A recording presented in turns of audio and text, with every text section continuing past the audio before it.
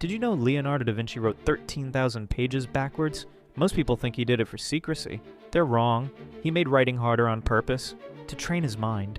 Every letter forced him to think differently. Every word became mental exercise. This wasn't just about handwriting, it was about perspective. When Da Vinci wanted to build flying machines, he studied birds backwards. When he painted flowing hair, he watched water move in reverse. When he tried to understand life, he dissected death. He discovered something powerful. Making things harder makes you stronger. Your brain is like a muscle. Give it easy problems, it stays weak. Force it to struggle, it grows. Today we avoid difficulty. We want shortcuts and quick fixes. But Da Vinci knew the secret.